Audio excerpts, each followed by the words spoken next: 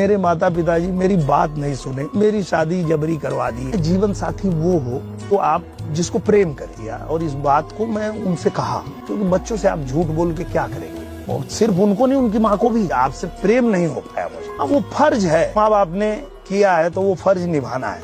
बन गई अर्धांगिनी, कहाँ सिस्टर है? काहो ऐसे कर, ऐसे करो करो गड़बड़ हो गया का तो करें अर्धांगिनी। हाँ, कहाँ झूठ बोलो तो बताओ। तो भाई लोग, सोशल मीडिया पे दो वीडियो बहुत ज़्यादा वायरल हो रहा है। निरहुआ कह रहे हैं कि मेरे माता पिता और मेरे बच्चों का प्यार मुझे नहीं मिला और मेरा शादी ज़बरदस्ती करवा दिए। तो भाई जो निरहुआ बोल रहे हैं कि प्यार नहीं हो पाया, और राम भद्रा के चंद्र से और इनको अपनी अर्धांगिनी बता रहे हैं।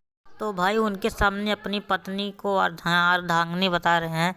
तो भाई लोग, अर्धांगिनी का मतलब होता है कि पत्नी, और वह उधर बता रहे हैं कि मेरा प्यार ही नहीं मिला और ज़बरदस्ती शादी करवा दिए।